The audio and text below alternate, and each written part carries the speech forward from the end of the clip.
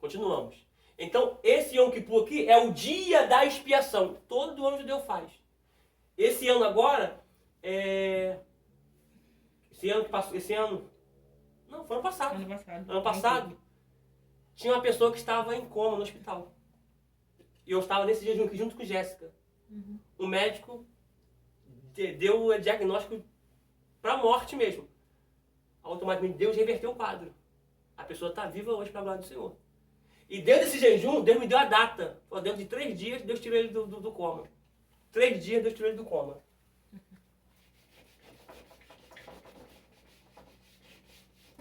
Opa, cai não. Já ia elogiar ele que não estava caindo. Mas vamos lá. 3 dias. O jejum de Esther, nós já lemos. Esther, capítulo 4, versículo 16. E o de Paulo, Atos 9, versículo 9. De 3 dias, tá? 7 dias, que é o jejum por luto pela morte de Saul. 1 Samuel, capítulo 31, versículo 13. 1 Samuel? Samuel, capítulo de número 31, o versículo é o de número 13.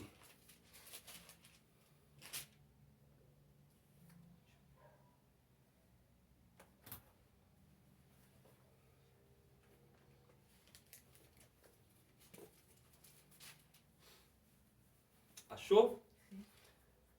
E tomaram os seus ossos e os sepultaram debaixo de um arvoredo, em Jabes, e jejuaram 7 dias.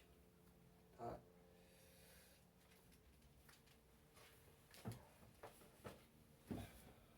Vamos lá.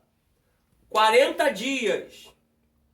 O jejum do Senhor Jesus no deserto. Lucas capítulo 4, versículo 1 e 2 nós já lemos também. Observação.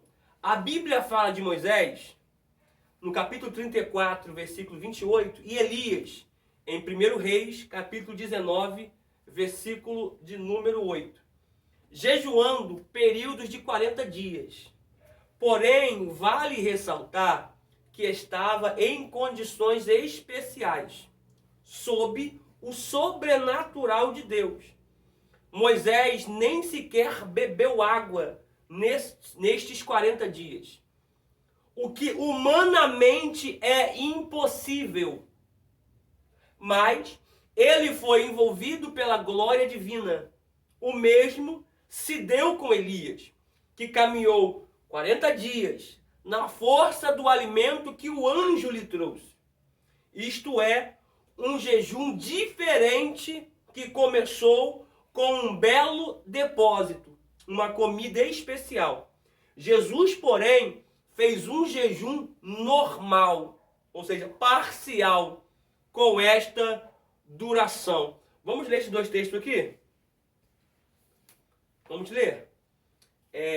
Êxodo, capítulo de número 34, versículo de número 28. Shemote, capítulo de número 34, versículo de número 28, que diz assim: E esteve Moisés ali com o Senhor 40 dias e 40 noites. Você observa que ele atingiu um patamar de muita revelação perante o Senhor. Porque nesses 40 dias, Deus vai revelar para Moisés o Gênesis. Antes, Deus vai revelar para Moisés a história de Jó. Porque Jó é contemporâneo a Moisés. Deus revela primeiro o livro de Jó todinho para Moisés. A aflição de Moisés. A reunião no Mesoranos que teve. E Moisés relata tudo. Depois disso, Deus começa a mostrar a Moisés a criação. Forte, ó. Deus mostra para Moisés, Gênesis capítulo 1, a terra criada com forma, a terra criada em perfeito estado. Deus mostra para Moisés o anjo que guardava o Éden, o anjo que caminhava no Éden. Depois Deus mostra para Moisés a queda do anjo, a danificação do Éden. Deus mostra a terra em estado de dilúvio, porque a terra estava dentro da água. Deus agora mostra para Moisés, Deus tirando a terra de dentro da água. E Deus agora vindo com haja luz, haja separação, haja firmamento. Deus revela tudo isso para Moisés. Revela para Moisés o povo no Egito, os 40 anos no deserto. Deus mostra para Moisés tudo categoricamente. A saída do Egito, a entrada na terra prometida, e Moisés está registrando tudo. Detalhe, Deus mostrou até a morte de Moisés. E Moisés teve que relatar a sua morte, mesmo ele estando em vida. Ai, meu Deus. Ai, irmão. Glória. Deus mostra até Arão sendo morto. E Moisés levando Arão para o monte para Arão morrer. Tanto o livro de Jó, como Gênesis, Êxodo, Levítico, Número, Deuteronômio, foi todos eles escritos por Moisés. Por inspiração do Espírito Santo. Moisés viu tudo isso aqui no monte. Estando com Deus. Tremendo, né? Mano, tu imagina... mano, tu imagina Deus passando assim, ó. Moisés foi assim, ó. E eu disse, haja. Meu Deus. Mano, imagina Moisés vendo Deus formando um boneco do pó da terra. Tá? Porque no capítulo de número 6, do versículo 2, diz que um orvalho subia da terra. Um vapor de água subia da terra e molhava a terra. E Deus colocando um homem no jardim.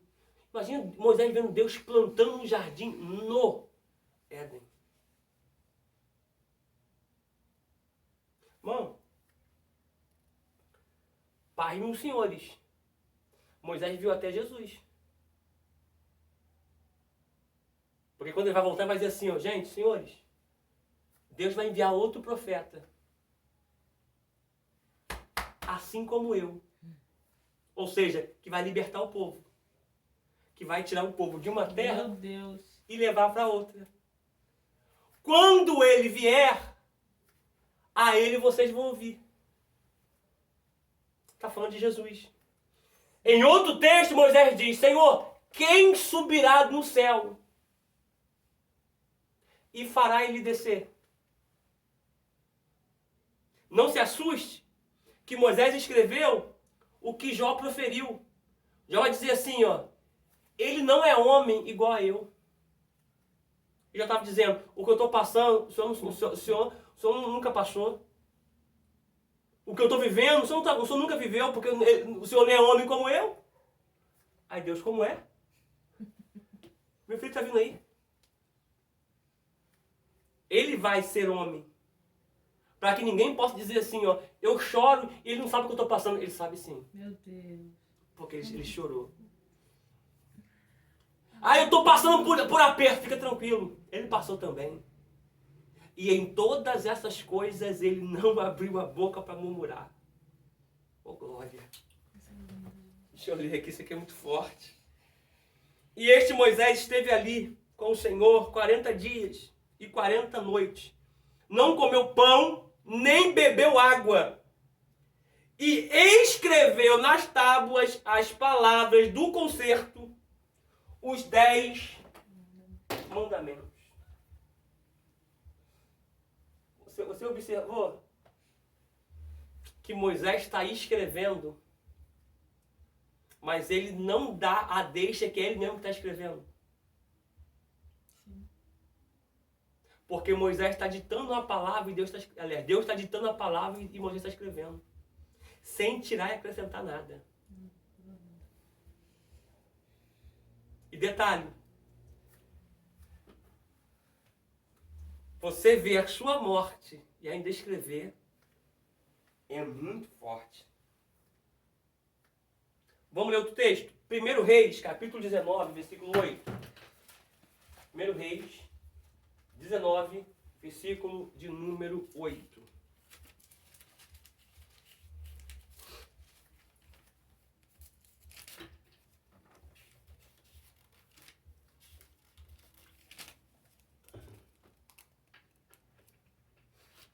Amém? 19:8. 1 Reis. Sim. E levantou-se, pois, e comeu e bebeu. E com a força daquela comida, caminhou 40 dias e 40 noites até Horebe, o monte de Deus. Oh, glória. Vamos prosseguir aqui.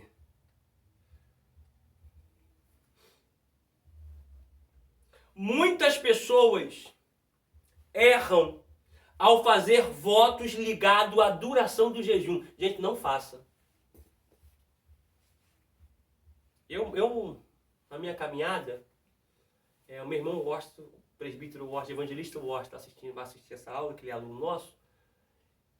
Nós fizemos um voto, muitos anos atrás, de subir todos os dias um monte.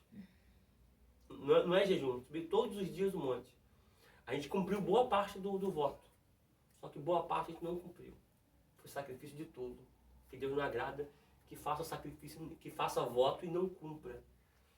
Então, quando você for fazer um voto, não coloca data. Se colocar, apresse-o para cumprir. Tá bom? Esse exemplo que você deu, né, que foi verdade, né, verídico. Então, tipo assim, você e o evangelista Washington tiraram um dia certo para ir, mas cumpriram apenas, vamos botar, metade? Sim, eu creio que de 365 dias, a gente deve ter cumprido uns 150 dias. Aí foi menos da metade. Não valeu para nada esses dias que vocês subiram? O que acontece? Valeu só para minha alma. Mas dentro daquilo que a gente queria alcançar, não valeu de nada. Tá? Por quê? Porque a maioria desse propósito no monte foi feito com jejum. A gente jejuava durante o dia e ia para o monte. Só que a oração, automaticamente, dentro do propósito que a gente queria alcançar, não foi alcançado. Sim. Mas, porém, o jejum afligiu nossa alma. Mas, porém, eu não consegui o resultado final. Entendi. Porque eu fiz um voto e não cumpri. Entendi. Deus sabia que eu não iria cumprir? Sabia. A minha alma que se beneficiou com o jejum, tanto a do Washington, do presbítero do evangelista Washington. Eu sempre escrevi que ele foi consagrado ao evangelista. Mas automaticamente aquilo que eu idealizava através da oração, porque foi um propósito de um ano, 365 dias no monte, e não foi alcançado. Porque eu não cumpri. Entendi. Entendeu? Então, quando você for no propósito e colocar data, cumpra. Tá? Para que você não venha fazer sacrifício nem voto de tolo. Porque Deus não agrada de si de tolo. Tá? Por que Deus não se agrada de tolo? Porque eu falo, Deus, eu vou fazer. Deus fala assim, não vai fazer, cara. Sabe que tu não tem condição para isso. Sabe que tu não tem estrutura para isso. Vai fazer por quê? Tá? Prossigamos aqui. Não aconselho ninguém fazer um voto de quanto tempo vai jejuar. O meu foi propósito de oração no monte. Aqui está falando de jejum, tá, gente? Pois isto te deixará preso no caso de algo fugir do seu controle. Siga o conselho bíblico. Vamos lá. Eclesiastes capítulo 5, versículo 4 e versículo 5. Eclesiastes, capítulo de número 5, versículo 4 e versículo de número 5.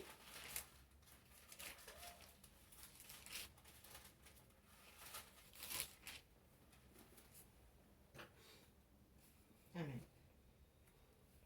Diz assim, quando a Deus fizeres um voto, não tardes em cumpri-lo, porque não se agrada de tolos. O que votares, paga-o.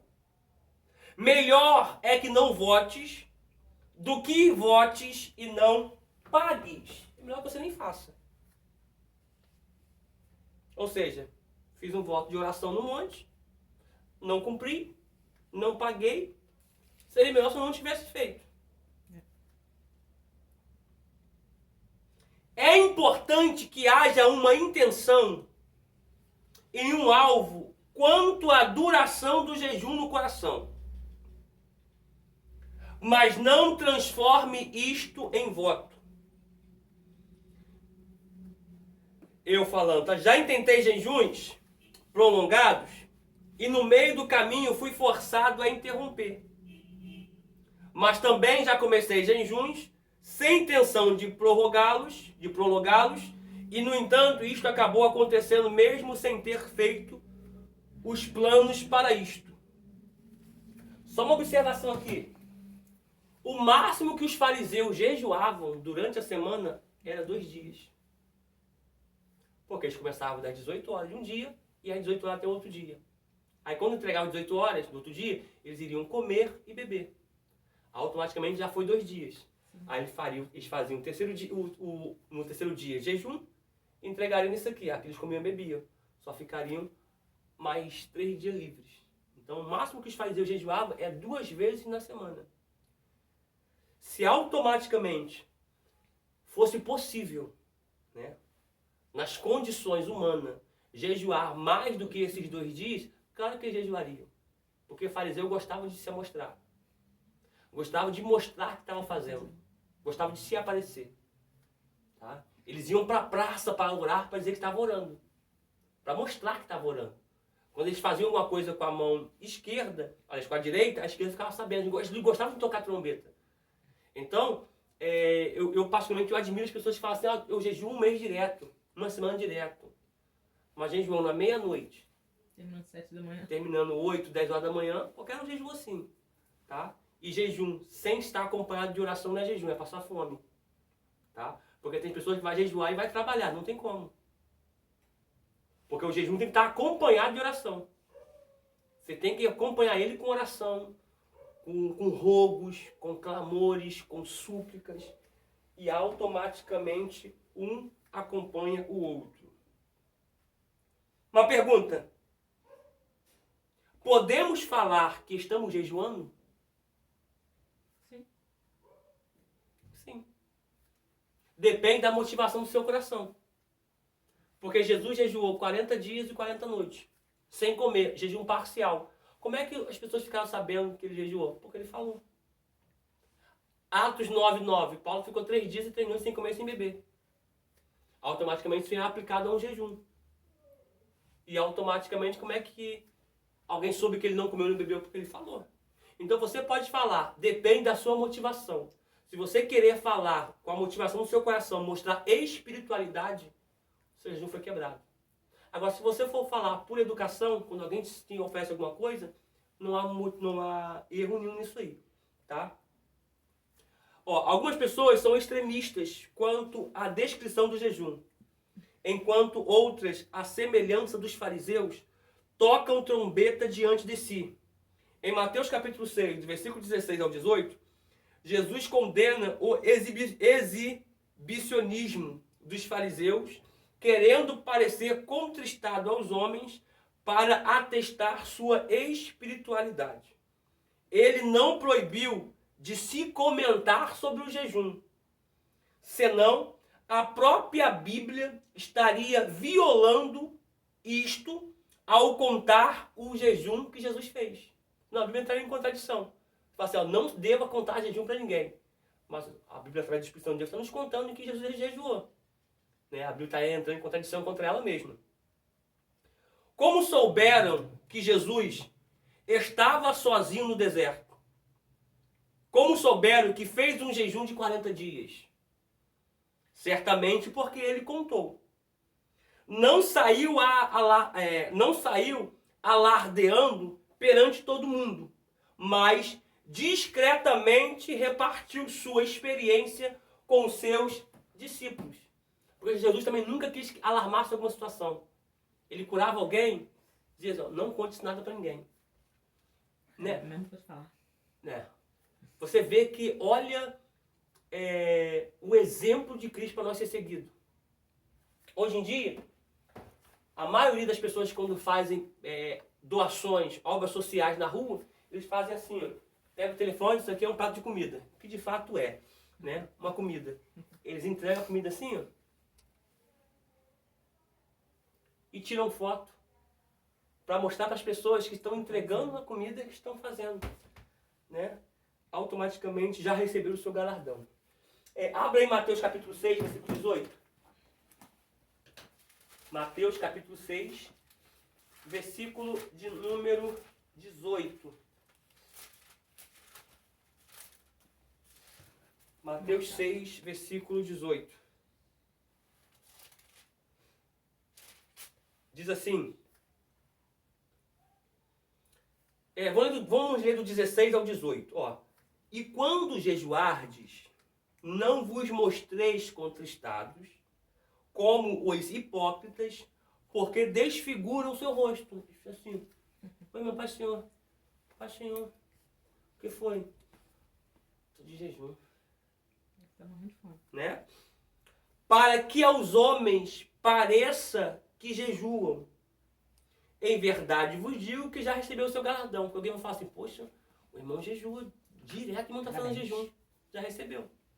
A recompensa que você receberia do alto, você recebeu aqui embaixo. Porém, tu quando jejuares, unge a cabeça e lava o rosto.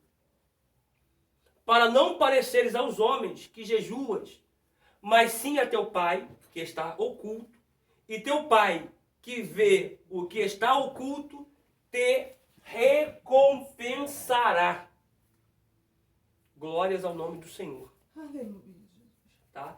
Então, o jejum, ele automaticamente, pegar aqui onde eu dei continuidade, que nós acabamos essa parte aqui agora. O jejum automaticamente, ele é algo secreto entre você e Deus. Você pode comentar que está fazendo jejum caso, dentro de uma situação, alguém lhe ofereça algo para comer.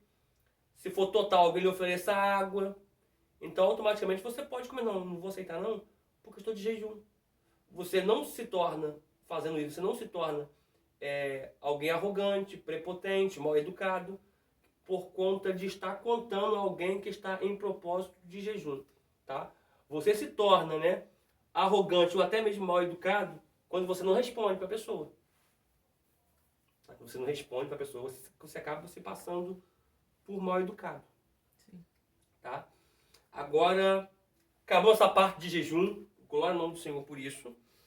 Agora vamos entrar na parte de unção com óleo no Novo Testamento. Vou botar aqui embaixo. Tira a foto, amor. Faz outro quadro.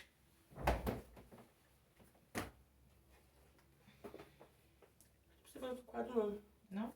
Não, só escrever.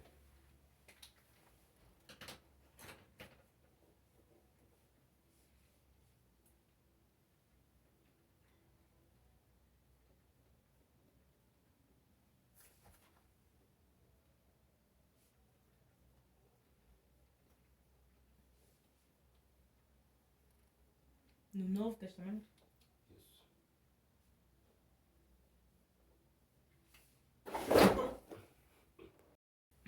Pronto.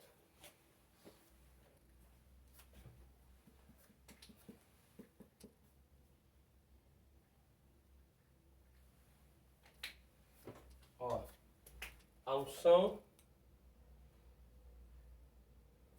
com óleo no Novo Testamento, tá?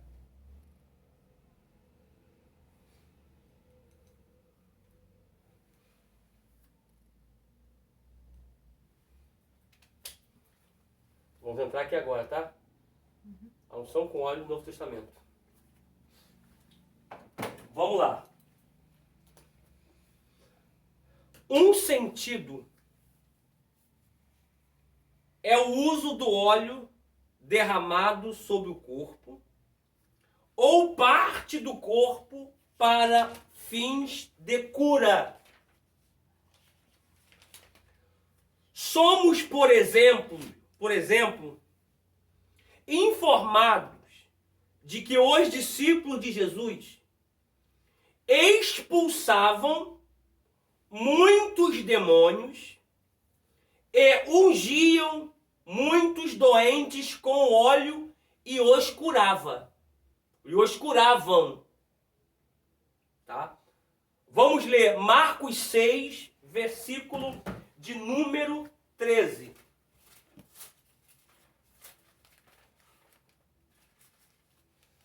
Marcos 6, versículo de número 13. Olha que coisa tremenda. Olha que... Mão, olha só. Olha pra mim aqui, todos vocês aqui. De casa aí, olha pra mim, você também.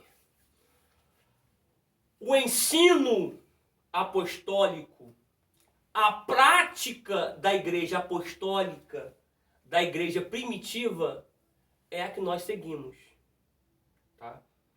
Você observa que em Atos dos Apóstolos, capítulo 13, versículo de número 1, versículo número 2, 3, 4, a seguir, diz que Barnabé e Paulo foram enviados como missionários ao campo.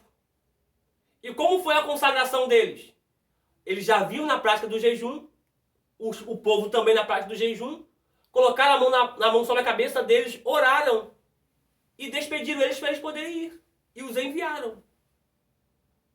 Não existe nenhuma prática da igreja primitiva, nenhuma prática da igreja apostólica consagrando alguém com óleo. Por quê? Porque o óleo na Bíblia simboliza o Espírito Santo. Você observa que quando o azeite foi derramado sobre Saul, o Espírito de Deus se apoderou dele. Quando o azeite foi derramado sobre Davi, o Espírito de Deus se apoderou dele. Haja vista que a dispensação veterotestamentária do Antigo Testamento era a dispensação de Deus Pai. A dispensação dos evangelhos até Atos, capítulo 1, é a dispensação do Filho. De Atos, capítulo 1, do versículo 8 para cá, é a dispensação do Espírito Santo, que tem como simbolismo, tipologia, o azeite. Como eu vou derramar azeite, que é símbolo do Espírito Santo, se o Espírito Santo de Deus já está?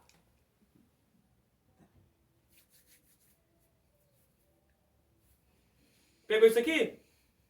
As pessoas fazem isso por falta de conhecimento bíblico. É uma prática que a igreja adotou. Mas não tem nenhum versículo bíblico que atesta isso. Porque o Espírito Santo já veio. Automaticamente agora a igreja primitiva só vai usar o óleo para poder orar pelos enfermos.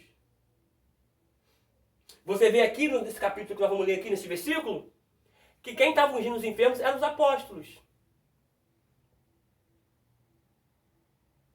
E automaticamente mais à frente vamos ver que só os presbíteros que podem ungir.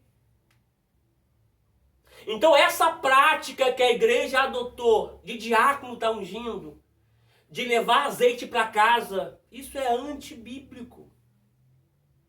Isso não tem respaldo bíblico nenhum. Não tem baseamento bíblico nenhum nessa atitude. Porque você vai levar... Irmão, qual é a diferença de eu levar o azeite para casa e eu orar lá em casa sem o azeite? Porque as pessoas se apegam a amuleto. É rosa ungida, é vassoura ungida, é sal grosso na igreja para expulsar demônio. É claro que isso aí mexe com o mundo espiritual. Mexe com o mundo espiritual. Pode fazer algo que você aqui? Vai para uma mata. Vai para uma mata de noite. Liga uma lanterna. Pega sal grosso e fala assim, ó, em nome de Jesus, eu quero ver. E joga um sal grosso para você ver. Eu falo isso, faça isso para você ver. Você não começa a ver tudo cuidado assim, ó. É algo, isso aí você vai entender no submersão. Mexe com o mundo espiritual. Submersão? Submersão, né? No seminário de batalha espiritual. Você não precisa jogar e ficar terra orando, não. Só se faz assim, ó. Que meus olhos abram, que eu vejo o mundo espiritual. Joga assim, e com a lanterna filmando. No escuro assim. Você vai começar a passar vulto por tudo quanto é lado assim. Faça isso, depois você me fala. Faça isso. Eu tenho um rapaz, aluno nosso, que manifestou um demônio onde ele foi. E ele pegou a palavra que eu disse no ensino sobre a pedra do altar, a pedra fogueada. O demônio manifestou. E ele falou, Senhor, manda um anjo trazer uma pedra que está debaixo do teu altar para queimar esse demônio. Diz ele que o demônio gritou, como eu havia falado que acontece. Pode ser o demônio que for. Faça se você ver como é que se ele não esperneia, se ele não grita, se ele não dá berro. Porque a pedra que está debaixo do altar de Deus é fogo. Um serafim pega ela com tenaz, porque é fogo que queima fogo. A palavra serafim é aquele que arde em fogo. Serafim é um ser angelical que arde em fogo. Porém, essa pedra, ela é fogo que queima fogo. Tá? Então, olha isso aqui. Marcos capítulo 6, versículo 13. Olha o que diz. E expulsavam muitos demônios. Ponto. Aliás, vírgula. Aí vai vir aqui um artigo que acrescenta. E ungiam muitos enfermos com óleo. Olha o artigo que acrescenta. E os curavam. Agora, como é que é isso? Demônio manifestando e pastor ungindo a pessoa que está endemoniada? Traz o azeite, traz o azeite. Eu já vi isso. Já viste? Traz o azeite, traz o azeite. Então, o povo perece, é destruído, por falta de conhecimento. Abre aí no Salmo 91. Hã? Não, o Salmo 91 não expulsa demônio não, gente. Detalhe. O Salmo 91, Satanás no deserto, proferiu para Cristo.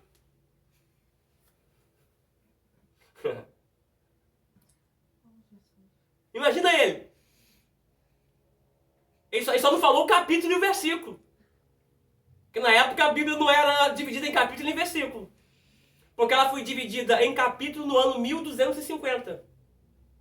195 anos depois, no ano 1455, que ela foi dividida em versículos. E no ano 1555 ela foi dividida em capítulos e versículos. Por Robert Estienne. O primeiro exemplar foi no ano 1555. Olha só, pra você ver, Vitor, olha só, pra você ver, vou deixar aqui aberto, ó. Pra você ver e vocês verem aí de casa também, ó. Ó.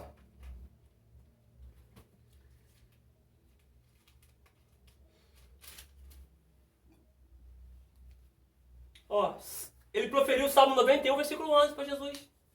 Aí imagina ele. Porque está escrito, porque aos seus anjos ele vai embora. Imagina. Porque o Salmo 91 agora expulsa o demônio. Aí Jesus, o diabo foi embora. Ah, é porque ele foi ler o Salmo 91, acabou sendo expulso pelo Salmo 91. Abriu o Salmo 91? 11. 11, leia aí.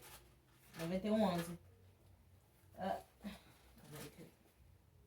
Porque aos seus anjos dará ordem a teu respeito, para te guardar em todos os teus caminhos. É isso? Isso aí. Agora abre em Lucas, vida. Abre em Lucas. Lucas capítulo 4.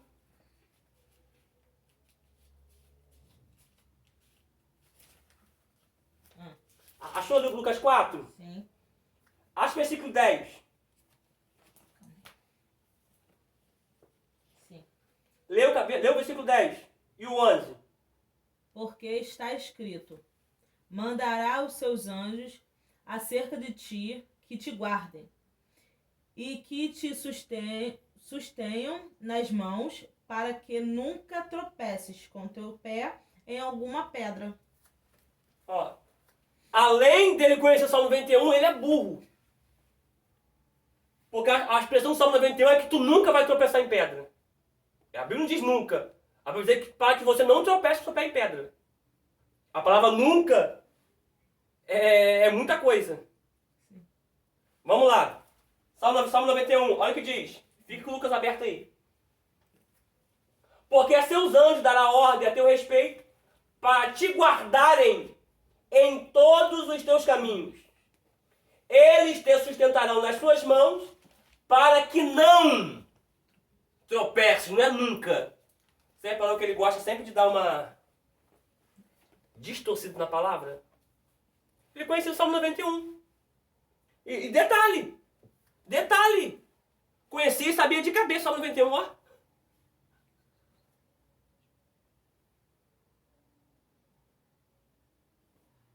Viu? Sim.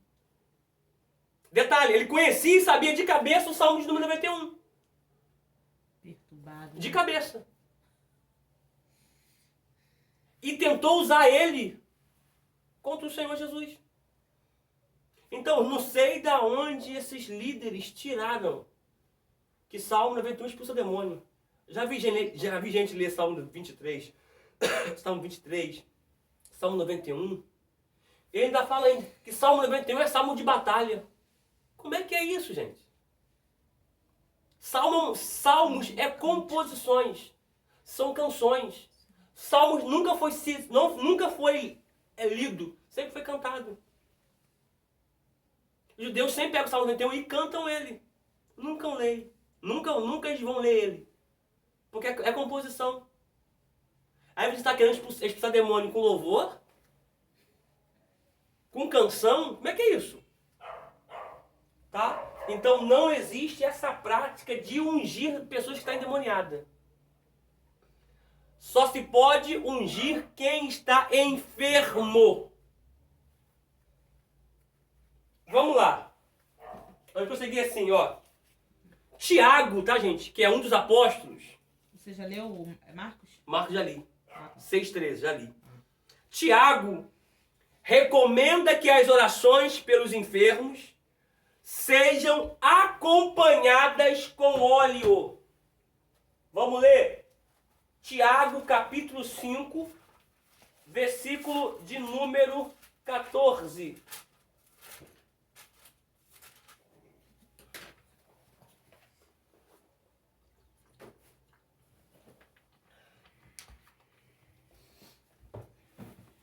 Tiago, capítulo 5.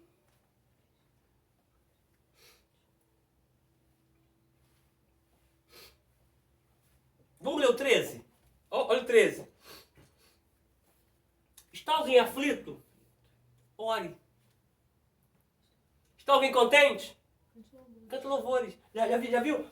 Olha o que a igreja adotou para recusar uma oportunidade. Vou dar uma oportunidade para irmã fulano de tal. Não. Quero não. Estou contente. Já ouviu? A igreja tem cada uma, né? Mas então só pode ganhar uma oportunidade quem está triste. Mais um motivo. Tá contente, irmão? Toma aqui, irmão. Canta louvores. Com vontade. Canta aí. Né? É cada uma que a igreja adota, cara. Versículo 14. Está alguém entre vós doente? Chame os presbíteros da igreja e orem por ele, ungindo-o com azeite em nome do Senhor. Aonde é que eu devo ungir alguém? Quando alguém está enfermo. E também não é qualquer um. Eu tenho que chamar os presbíteros. Pega isso aqui. Toda igreja, ela tem que ter, toda igreja, ela tem que ter apóstolo, toda igreja, ela tem que ter profeta, ela tem que ter evangelista, ela tem que ter pastor e ela tem que ter mestre. Tá? Se a igreja tiver esses 4 aqui, não tiver isso aqui, ela é uma igreja deficiente. Ela precisa ter esses 5 ministérios para ela atingir a plenitude. Ela precisa ter 5 ministérios. Ela precisa ter um ministério profético. A maioria da igreja tem ministério profético, ministério evangelístico, ministério pastoral.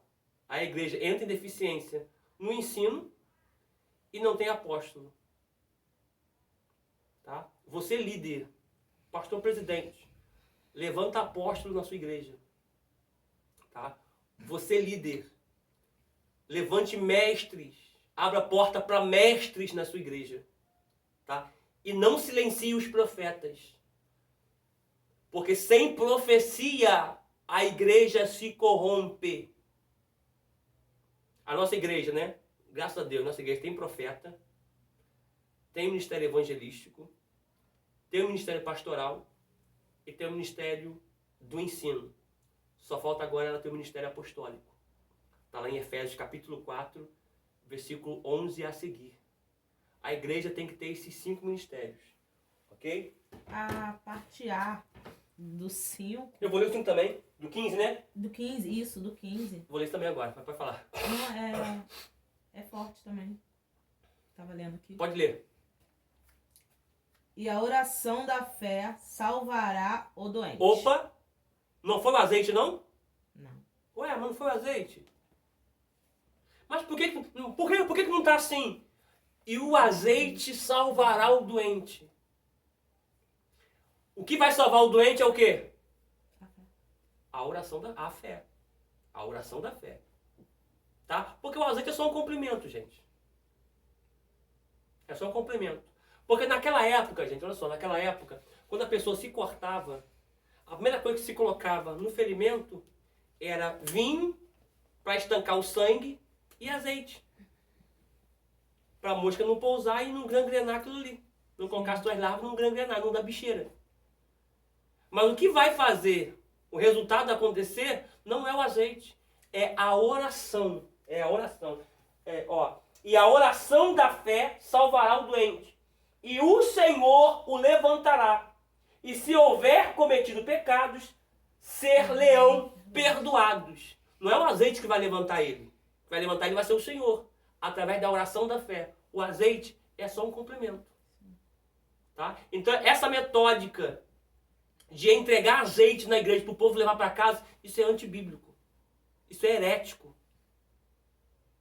Isso não existe. Nós vamos prosseguir na próxima aula, que vamos agora a gente conclui na próxima aula, tá? Vamos prosseguir na próxima aula falando mais acerca desse assunto e você vai ver que a única pessoa na Bíblia que era ungido eram os enfermos e Jesus. Mas ele recebeu unção como uma preparação para a sua morte. Mais ninguém. Quem recebia unção, a unção de derramamento com óleo eram os enfermos, tá? Para poderem serem curadas, tá? Dentro desse viés que eu falei para vocês. Tem ferida? Derramava o azeite ali e orava para a pessoa, tá? E a oração que fazia o efeito na pessoa, tá? O azeite era basicamente como um remédio que era derramar. Lembra do bom samaritano? Aliás, do rapaz que caiu na mão dos salteadores? O que o bom samaritano fez? Vamos ler lá. Lucas 10. Lucas 10.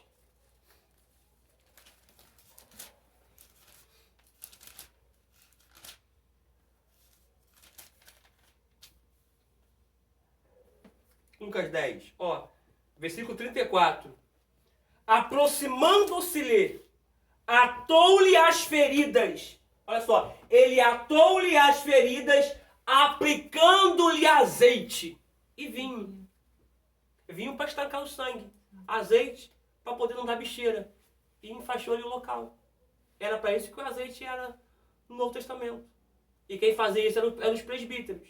Por quê? Às vezes alguém estava com uma enfermidade em parte delicada. Na coxa. Tem irmão que não pode viver canela de irmã, que dirá ver coxa. O cara é um açougue, um carnudo. Então, presbítero eram os anciões, os velhos. Pro velho, tanto faz aquilo ali, mas apesar que tem uns velhos que são misericórdia. Mas enfim, tá? Os anciãos naquela época, os presbíteros, eram alguém com seu caráter maduro, com a sua idoneidade transparente, com um caráter muito ilibado. Então eles faziam isso. Mas o que fazia o resultado não é o azeite, é a oração. Porque a oração da fé salvava o doente e o Senhor o colocava de pé. Tá bom? A gente termina essa aula de hoje. Vou colocar aqui onde nós vamos continuar. Tá bom? E na próxima aula a gente termina. E eu quero pedir você que envie seus dados para minha esposa no privado. Tá? Que temos essa aula agora. E temos a outra aula. Surge o vencimento. E a gente vamos estar confeccionando o certificado de vocês. Tá? A faculdade vai estar confeccionando o certificado de vocês. Vai me enviar e eu entrego para cada um. Tá bom? Aí eu vou ver com o pastor como é que a gente faz. A gente marca um culto, né? Uma coisa desse gênero. Para poder estar entregando o certificado a todos os participantes do Submersão que concluíram com êxito e com louvor. Vamos orar. Senhor, te agradecemos por esta aula, por isso que o Senhor nos confiou, por isso que o Senhor nos revelou. Muito obrigado pela tua fidelidade e pelo Deus tremendo a qual o Senhor é. Fica conosco, Senhor. E nos dê, Pai, um final de semana abençoado, guardado por Ti, direcionado por Ti. Que essa palavra venha produzir, Senhor, efeito no nosso coração. Perdoa, Pai, aqueles, ó Pai, que por não conhecer a Tua palavra, distribuiu azeite, ou até mesmo colocou diácono para ungir, colocou obreiro para ungir, pessoas que não estavam enfermas. Dá sabedoria, Senhor, a partir de hoje. Quando alguém for na igreja pedir oração, está enfermo, unge a pessoa e ora pela pessoa. Não está enfermo, não precisa ungir a pessoa. Toma cada um na palma de tuas mãos e abençoe para que todo o ensino passado venha ser colocado na prática para a glória do teu nome, em nome de Jesus. Amém e graças a Deus. Agora, de fato, é a penúltima aula. Na próxima quinzena é a última aula e a gente conclui esse curso. Deus vos abençoe. Em nome de Jesus, fica com Deus.